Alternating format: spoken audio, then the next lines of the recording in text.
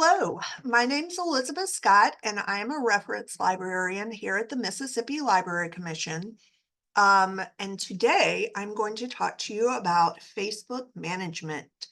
Uh, we really went on a big driving kick when we were talking about this presentation. So this is the Fast and Furious Facebook Management, an introduction to Meta Business Suite. If you have been using Facebook over the years, like I have, it has had a lot of changes. And when I say a lot, I mean a lot. There have been so many changes since it started. And Business Suite, I think, is one of the best things that they've implemented, just because it gives you so much control over your Facebook page and what you can do with it. So we're going to go over all the green flags, which is what they wave at the beginning of a NASCAR race. All the green flags for libraries with Business Suite. We're going to check out what it is, how you connect, how you get started, and how you can manage your staff. And then my coworker, Christina Kelly, who is amazing, she is our PR coordinator. She's going to go over analytics with you. So just what is Business Suite? It is a centralized location that connects your 3 Meta accounts that you can have. So you can have Facebook, Instagram, and Messenger all hooked up, and you get to them from the same place, which is so much easier. You can create ads, insights, and it works with the business manager, which does even more stuff. You can do it on mobile and on desktop. There are certain things that you can't get to from desktop that you can on mobile and vice versa. And just from a little kink that we had to work out this morning, if you're having a problem with something, check on the opposite device. We had a message from an AI Facebook bot that was from Meta that we couldn't get to on the desktop. And we went on a mobile phone and connected to Facebook Business Suite through there and got to the message. So who knew? So learn to drive before you race. First, you have to get on Business Suite. This is the link to Business Suite. If you just want to go there, you can also do it from another place, which I am going to show you now. So if you go to your Facebook page, you should be able to see right here over on the left-hand side where it just says more tools, and you can click on Business Suite. Ta-da! So this is really the easiest place to do it, but if you'd like to use that link, here it is again.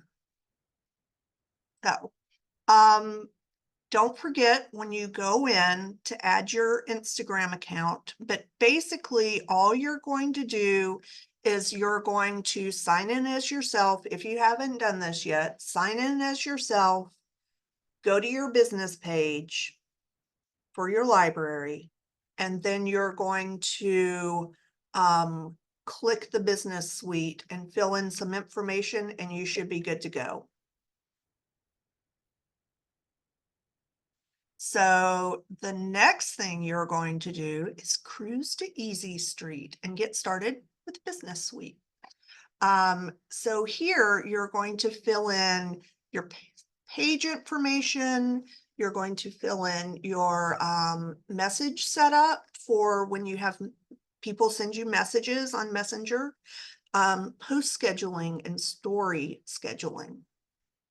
So we will flip back to, so when you go to fix your settings, when you're starting out, or if something has changed, you want to go to your page settings and look and see if anything needs to be changed. You can change your contact information. You probably want to check every once in a while just to make sure everything's correct. That if you have other social media sites, that information is on correctly. Your hours, just things like that.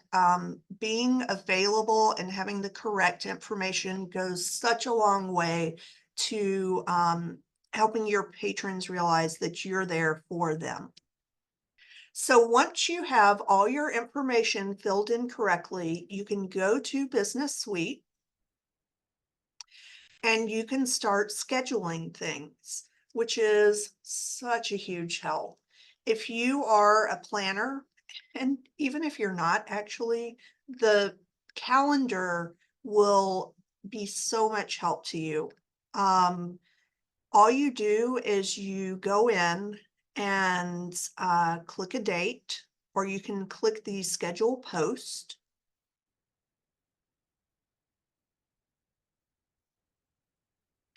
Facebook will automatically pop up if you're doing this from Facebook and wants you to schedule a time in Facebook. You can schedule it now, or you can cancel and schedule later.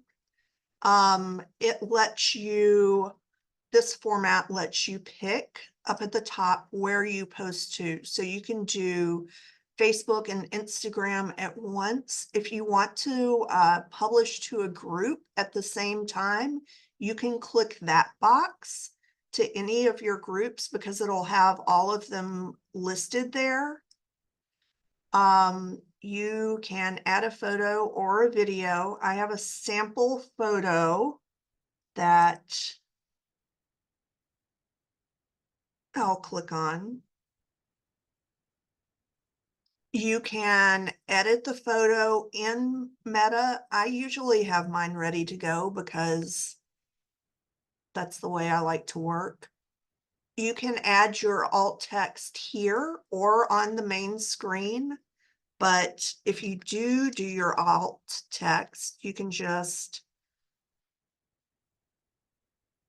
write it in really quickly. And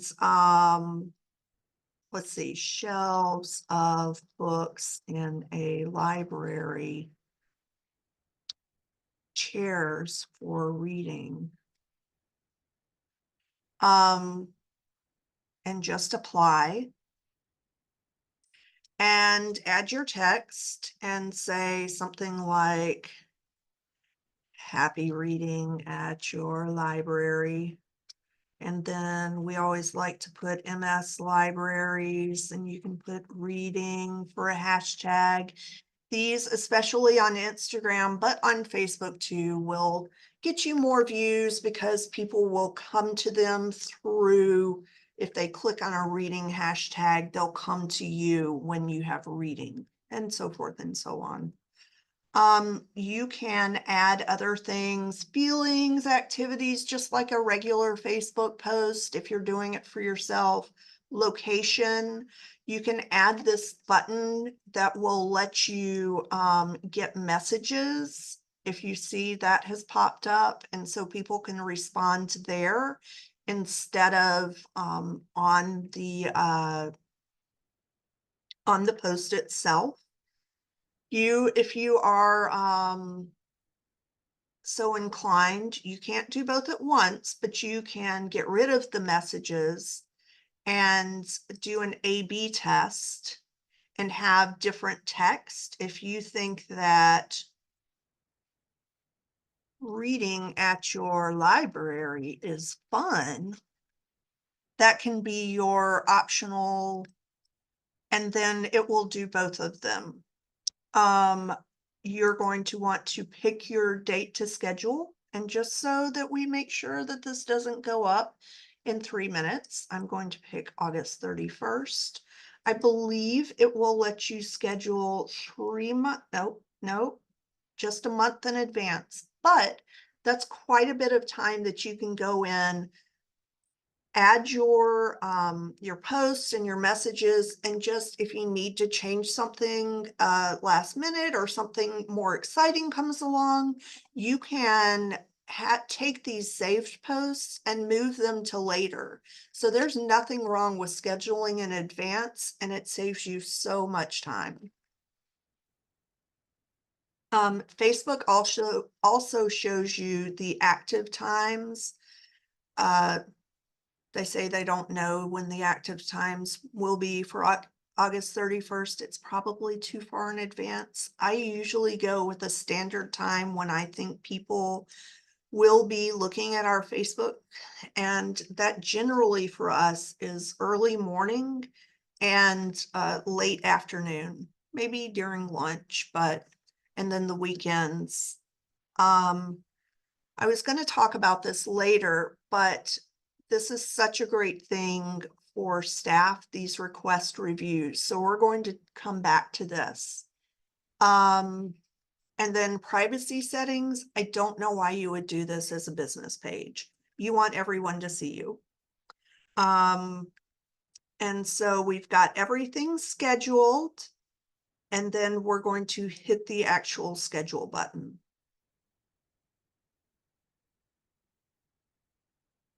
So now that we've done that, we are going to go back to our PowerPoint and go to our message scheduling.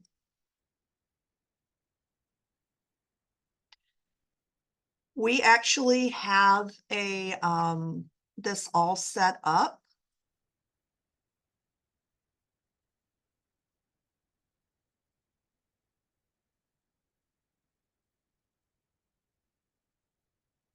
Two minutes while Facebook comes. And then you can go to your automations. If you'll just go to the bottom of the page and click edit, we have our basic message that everyone gets when we come in. You can use them in both places, Instagram, Messenger, and the Messenger one works for Facebook as well.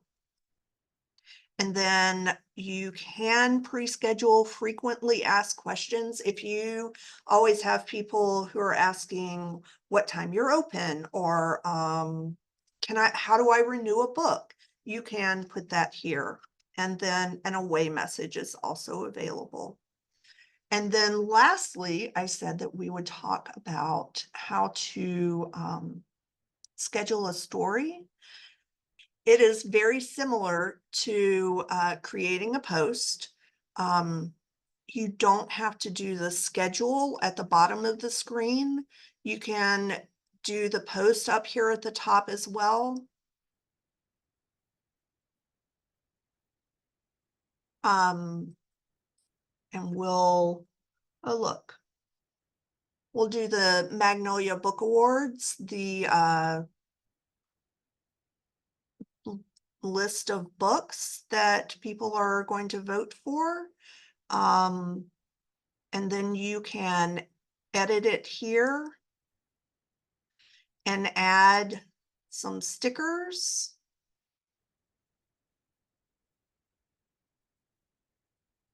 Oh, there it is.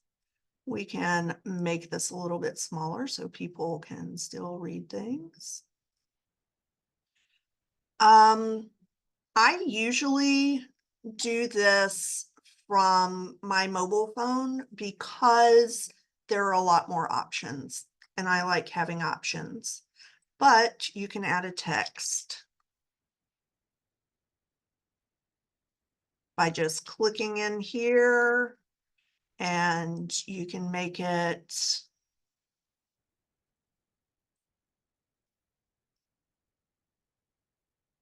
all pretty color so people can see. So now you're ready. You don't have to share it now. You can schedule it. And look, you can share it on both places. so that if you suddenly decide, oh, it's not the right time to share this story, you can get rid of it very easily.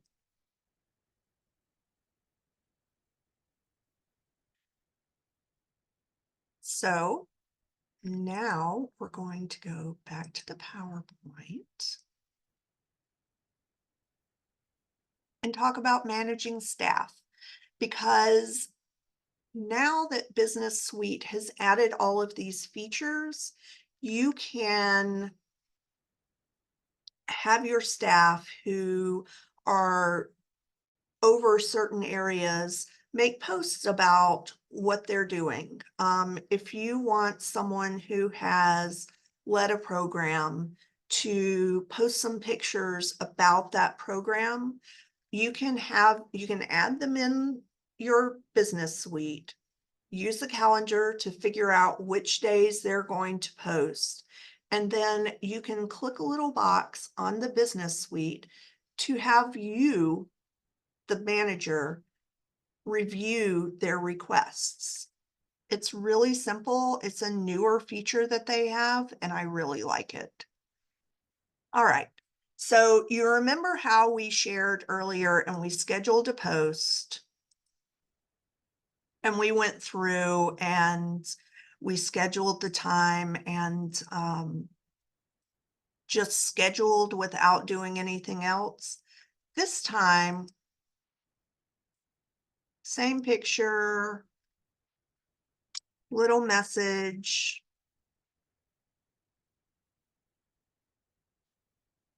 We have our time, and then because I'm a staff person, I am going to choose this request review. And so it's not scheduled, it won't post until someone who has a higher permission than I do comes along and checks it as positive. So it saves it, and then it will show that the review is requested. And so then you, as the Facebook manager, can go and approve it, and everyone will see your lovely posts later on. So you're on Business Suite. You're going to go back to your Facebook page, to your professional dashboard. And then over here on the left, under your tools, go to page access, and it's going to show you who has what permissions. You can add new people and just give them permission to make posts or to answer messages. And so you can divide up your workload between the multiple people who work at your library and make social media a team thing, which is really what it should be, I think. So fast and easy. And then if someone leaves or they're not comfortable being involved with social media anymore, all you have to do is come over here and remove access. It's very easy. So I definitely recommend adding some community managers because they will make your life easier.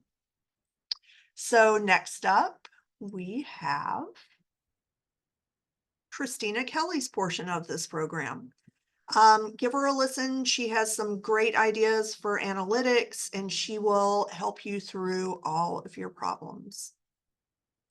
Thank you very much for listening. If you have any questions, you can give me a call, 601-432-4121, or send me an email at escott@mlc.lib.ms.us.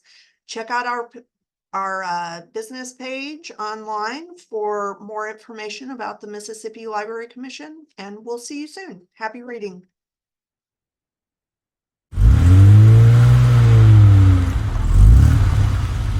Here we are at the Mississippi Library Commission Facebook page. If you don't know how to access a page, you don't have a Facebook page yet, please reach out. We'll help you get one started. If you have a Facebook page, there's several ways to get to your analytics, or as Facebook calls them, your insights. You can go to manage, but it's easier to go over here, I think, to go over to the left toolbar and click on insights. Clicking on insights, we come to a summary page where you can look at very quickly what's happening in the last 28 days on your page. So I can see my followers, my reach, engagement, likes, new followers, my top post for this 28-day period, current content, and my audience overview. As you can see, there's several points where I can say I want to see more details. And even Facebook says to understand what's working best for you, go to the Meta Business Suite to see the detailed insights. As a social media manager, and if you are managing your Facebook page for your library, you are a social media manager. It is important to track and analyze specific Facebook insights to ensure your Facebook marketing, and it is marketing, are all of your marketing efforts are effective, and it helps you make informed decisions for future postings. So I want to go through my top 5 Facebook metrics that should be on your radar. So let's get started. I'm going to click on Go to Meta Business Suite. Here we are at the Insights page. I can change the date range up here. Let me click on that and show you. So usually what I do is when I'm doing my reporting, let's say I'm getting ready to do my reporting at the beginning of the month, I will click on the last month and it automatically will give me the previous month's insights. I'm not going to change that for now because I just want you to make sure you know how to get to these specific metrics I'm talking about today, these specific insights. So first of all, I want to look at, I'm going to click, this is another overview. Same thing about your content, your audience, but I'm going to go to results. And the first one that I want to talk about is your Facebook reach, which is right here. If you hover over the eye, it explains it to you. Sometimes it's clear as mud, sometimes it's a little bit easier to understand, but Facebook reach represents the number of unique users who have seen your posts. It's essential because it shows potential audience size for your content. And we typically are only looking at what's called organic reach. I don't believe many of us, I don't think that I'm aware of, are boosting or paying for paid distribution of our content. It helps you to see who sees your content as a result of what you're doing. Monitoring this helps you understand effectiveness. And the reach can also be broken down by post, which we'll get to in just a moment. The next one is follows or likes. Some people consider likes or follower growth a vanity metric. Page likes and followers might not directly translate into marketing success. Just because they're following you doesn't mean they're engaging in your content. But it's still important to know and to monitor. It indicates the growth of your audience over time and can give you insights into how well you're using Facebook. Tracking growth of the likes and followers can help you identify trends and understand maybe what's attracting new people to your page. You can see the spikes like here on the July 10th. Suddenly we've got 6 followers. So what did I post on July 10th that had so many people liking and following my page on that day? So what did I do that was so good on that day? So I'm going to go look at my content for July 10th and see what I did. And I'm going to try to duplicate that. So that's how you could use your likes and followers to direct your content and what you should be doing.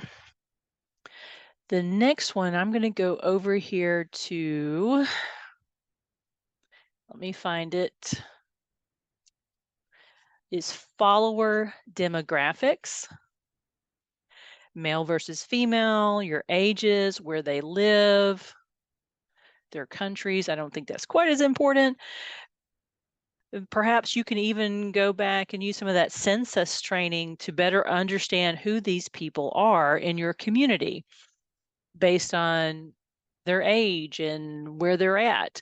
So, looking at my audience, I can see that, gosh, more than almost 80% are women. And further, as we can see here, they're between 35 and 54, with the next age group 55 through 65 plus is the second highest range. And very few young people are on Facebook. Facebook is not the newest platform. It is considered Gen X and above. So taking that information, I can make engaging content that helps me reach and get these women to engage in my page.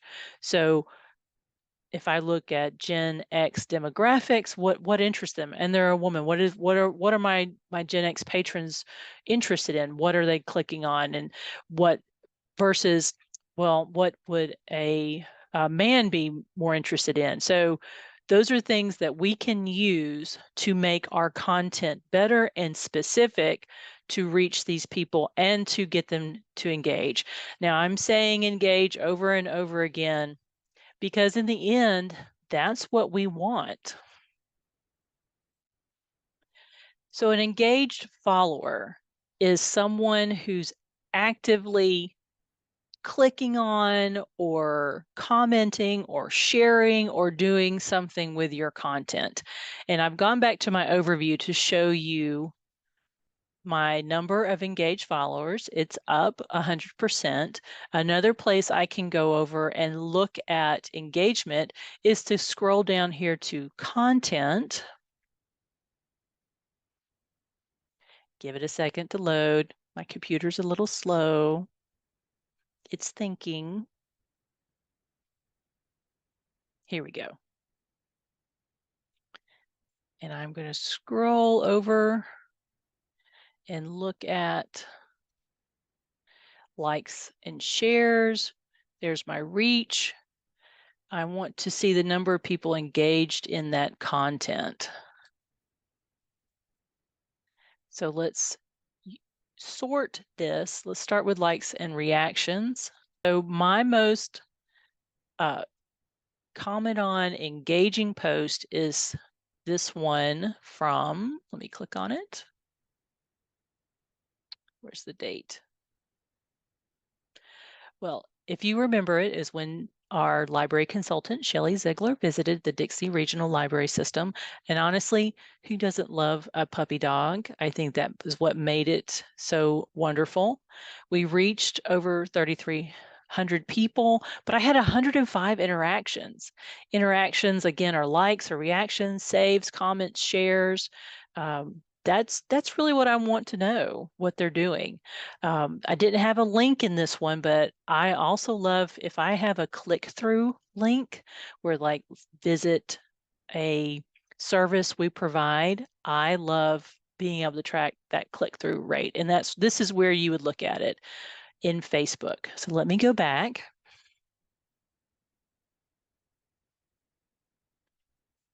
So we had 7 comments. We had 3 shares. Let me sort by shares. The post that had the most shares, ooh, look at that, likes and reactions, 71. This was also a library consultant. Our Lacey Ellenwood went to the Hattiesburg Library, and we can see that one had huge number of shares and reactions. So let me sort by likes and reactions. 95 with a reach of 3.4 thousand people saw this post. Oop, it flipped. It flipped back to Shelley. So those are the things that I'm looking at as far as the engagement rate. It shows how well your content is resonating with your audience. It measures the people who are interacting with your posts through likes, shares, comments, clicks, compared to the total number of people who saw the post. So yes, so we've reached this many people, but this is how many people are engaging in the content. And in the end, that is what we want. We want people to comment or share or like or love uh, the posts that we are creating.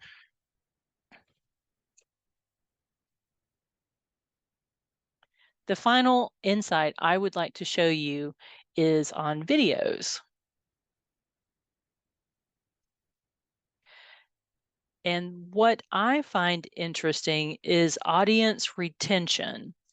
And audience retention is if you post a video, and if you're not posting video, you really should be posting video, is how long people are watching your videos. If people are more people are watching that first 3 to 5 seconds and then leaving, then perhaps maybe that hook or the whatever the catch is to keep them watching is not strong enough to make them continue to watch. Perhaps the thought of watching if it's a long video, perhaps the video is too long. There's a couple of things that it could be that you should be trying out. So make sure when you're creating your video that you have that interesting content that hits very quickly to make them want to keep watching.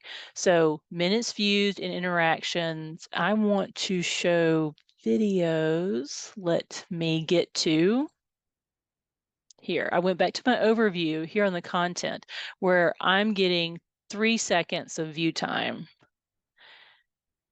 5 people are only looking at for 1 minute 1 minute views, but total for this time period, I've had almost 4 hours of content viewing. So, and going back to content, I'm going to sort by videos. All right, minutes viewed. So let's look at the minutes viewed. What's had the most minutes views? Was this video about this video was Christmas in July. A lot of people watched this video. So 50 people got 15 seconds into the video with average minutes of 8 seconds. So I'm pretty happy with that. We reached 387 people, 166 3-second views. But as you can see, the longer it was out there, the more people watched it. So that's pretty good. I'm pretty excited about that. So those are my top 5 insights that you should be at least starting with. There is a whole bunch more that you can be looking at when you get ready to start really doing a deep dive in social media metrics. I hope you find this helpful. Let me know if you have any questions.